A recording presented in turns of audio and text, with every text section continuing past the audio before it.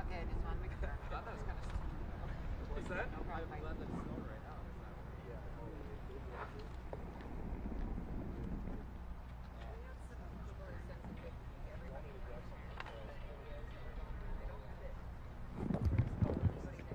Just started to come down. I know, exactly. Groundbreaking that nobody else had.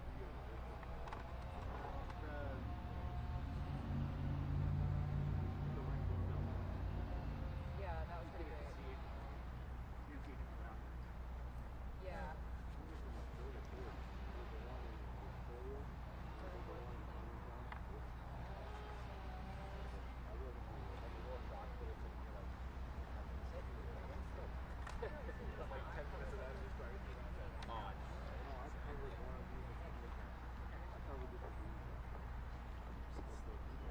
Hello everyone, we are here in Brooklyn Park, back at the crash site where this plane crash happened yesterday afternoon. We're bringing you an update here live on Care 11 Plus. There's just moments from now going to be a press conference from the FAA, NTSB, Brooklyn Park officials, as well as the Hennepin County Medical Examiner's Office. We are waiting to hear any updates on this case. We still do not know how many people were on board the plane that crashed yesterday. We do not know who was on that plane. We're hoping to have some of those questions answered here in this press conference. I do want to mention that that's what the majority of the woman who lived in the house, her and her husband lived in the house. She wasn't willing to go on camera, talk about her story, but she did allow me to report exactly what happened yesterday. She said about 10 minutes prior to the crash happening, she left her home to take her dog out for a walk. Her husband was actually inside the home when this crash happened. She tells me that her husband was in the kitchen because it was the only place he could have been at home to be able to get out and do it. Hopefully he was able to get out of the home. I can just call him up. It's really a miracle that she happened to take her dog for a walk and her happened to be Yeah, but I know it's a sadly, the cat passed away today. Right. Thankful and grateful to be alive. She said she was overwhelmed with much alkaline and friends and family that her entire community is right now they're staying in a hotel. They're just taking things one day at a time. So again, for those just joining us, just moments from now. All right, we're gonna get ready in about a minute. Brooklyn Park officials and Hennepin County Medical Examiner's Office are going to be doing a press conference.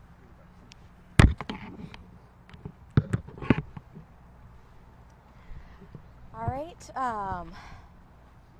everybody good? All right. Can you wait 1 minute? Oh, yes, we can, absolutely.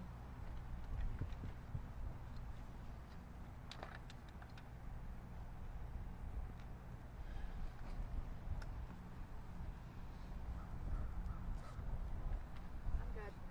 Okay. All right. Thanks everybody for being here. We're about a little over 24 hours after yesterday's incident, and we're joined here with City of Brooklyn Park Fire and Police Departments, as well as partners from a number of federal agencies, as well as the Hennepin County Medical Examiner's Office. We will have everybody spell and say their first and last names and titles. I'm Risika Adesagan, Communications Manager at the City of Brooklyn Park, RISIKATADESAOGUN, and we will have Brooklyn Park Fire Chief Sean Conway kick us off. Step up to the mic, please. Good afternoon, my name is Sean Conway, Fire Chief, Brooklyn Park. Sean, S-H-A-W-N, Conway, C-O-N-W-A-Y. I want to begin by thanking you for your partnership, because the communications for our community is very important, and we appreciate this effort from all of you. I also want to begin by just establishing the priority, and there's been a number of people who, family, friends, loved ones who's experienced significant loss, and they are our priority in how we continue to process this scene that is important to us, and we're all working very diligently to support them as this is ongoing. Follow up from yesterday, we are within a 24-hour operational period.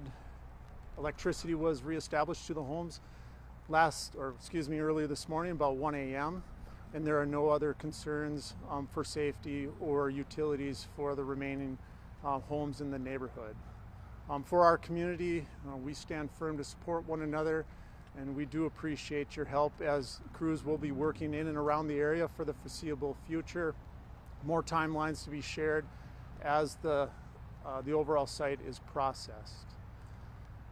So with that, the City of Brooklyn Park Fire Department, Police Department, and Operations and Maintenance Division, we will be now moving more towards a supportive agency role. We will formally transfer the investigation over to the NTSB, and I am going to introduce Tim from the NTSB to provide a brief statement. And then we know that there are going to be some questions that you have, and we are prepared to give you some time to answer those, to ask those questions, and us provide answers to that after we hear from the NTSB. Tim? My name is Tim, T-I-M. Last name is Sorensen, spelled S-O-R-E-N-S-E-N. My title is Aviation Accident Investigator, and I am employed by the NTSB. My colleague and I at the NTSB, first of all, on behalf of the entire agency, would like to extend our condolences to the family, friends, members of the community that have been affected by this tragic accident. We sincerely are very grateful for the support of the local authorities and the support that we've gotten and the assistance that we will continue to get while we're on scene here. So like I said, my colleague and I, we arrived on scene this morning. We're currently in the process of documenting the accident site, and that will continue throughout the day today. We will begin recovering the aircraft later this afternoon, and the aircraft will be taken to a secure location where a more detailed examination will be conducted. We're also looking into all other aspects as the investigation proceeds, all other aspects that may have affected the operation, such as the weather, such as the background experience of the pilot, the status of the aircraft, the maintenance on the aircraft. All of those will be taken into account as the investigation proceeds. As it seems obvious, I guess the investigation is just getting started. We don't have a lot of answers right now. As far as reports go, there will be a preliminary report that will be issued probably in about 10 days or 2 weeks. That will not have a cause associated with it. That will just be factual information that we have determined at the present time during the course of the initial investigation. So at that time, if you want to move to questions then, or if there are any questions, we can go ahead and take those. Do you guys know how many people were aboard that aircraft? The current information we have, and this is preliminary, the current information we have is that there was one individual on board. Are you able to confirm if Terry Dolan was on the plane? I am not prepared to confirm anything as far as an identity. The NTSB will not release any identities. That will be up to the medical examiner's office once they've done their identification and their protocols. Can you touch on how the fire after the crash can provide some challenges for you all to uncovering all the information that you need to find? With respect to the investigation for the aircraft, well, the fire actually, obviously does more damage, so that will provide additional challenges. There is significant damage to the aircraft, as is obvious, but we will piece through that and we will glean all of the information we can from it. Chief Conway, are you able to confirm that there were no injuries or I know yesterday you confirmed there were no fatalities in the community. Were there any injuries in the community? No, there was not. There was one resident in the home at the time who was able to self-escape, and no injuries were sustained. And your crews are fine? Our crews are fine, and thank you for asking. That's another opportunity for me to share just for this greater community. We couldn't do this without our partnership with Plymouth and Fridley, West Metro Fire Departments, Osseo Fire Departments. We're so grateful for how everybody responded so rapidly to help us extinguish the fire and then to set this incident investigation up for success. Was there damage to any other homes? There was minor damage to the home to the south and some debris damage to the yards. When you say minor damage, can you elaborate? Nothing structural. It was specifically to vinyl siding. Is this how the total loss then? The house that was impacted by the aircraft, a total loss, correct. Can you speak to how many people lived in the house that was impacted and how they're being helped out now in this now? Yes, we believe 2 residents, and we are in ongoing conversations with them. Just as I began earlier, supporting all of the families, friends, loved ones who are involved, but they are our priority. We are in ongoing conversations with them because those needs are changing. Specifically to your question, they lost their home immediately, as you can see by the damage, and we are supporting them with their needs at this time, for sure. Question for the medical examiner: do you by chance know when you'll be able to release the identity of the individual or individuals who were killed in the crash? I do not. My name is Dr. Jessica Campbell. I am the forensic anthropologist at the Hennepin County Medical Examiner. I do not. This is an ongoing investigation, and we have to make sure we have scientific identification before we release that to the public. And I'm so sorry if I missed this a little earlier, but can you say age, gender, where they were from, anything along those lines? Like, were they local to Minnesota? I'm sorry, I didn't hear your question. Could you repeat that, please? Anything more you can say in terms? Are you able to say age, gender, if they were from anywhere here in Minnesota? The person who was piloting the plane? I do not have that information. Cannot share that. No. And can you speak to that same question in terms of the residents of the homes, ages, were they a couple, those sorts of facts?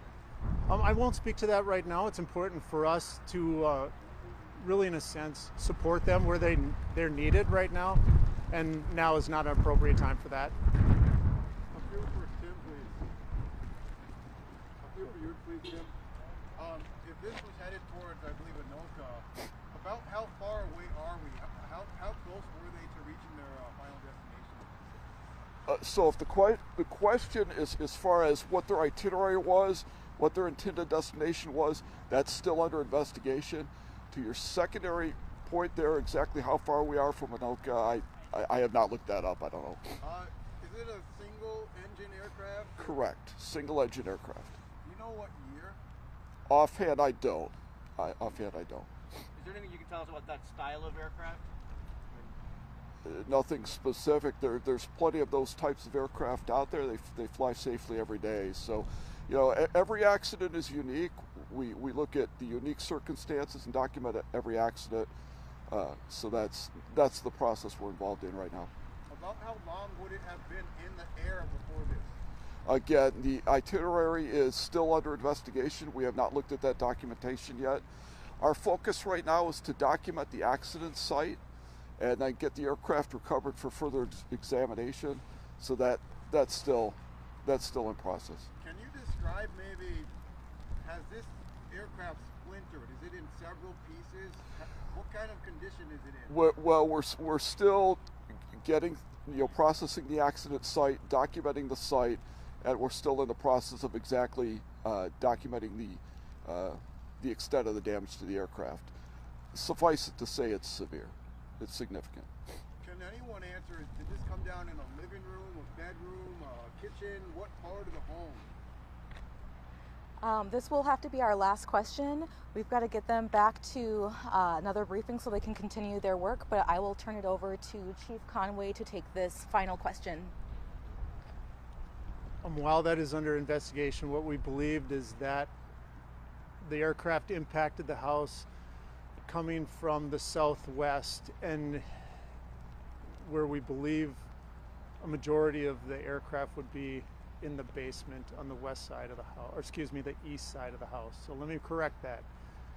It was traveling to the west, and it impacted the house almost on top of the roof. On top of the roof? Yep, it hit the roof. It came down, traveling northwest from the southeast, and impacted the residents in that direction. Can you say quickly how fast from impact to kind of the flames erupting? Just from video footage that we've seen, immediately. Thank you. Thank you all for your time. We appreciate you coming today. Thanks. We'll keep you all updated with their subsequent briefings. They're on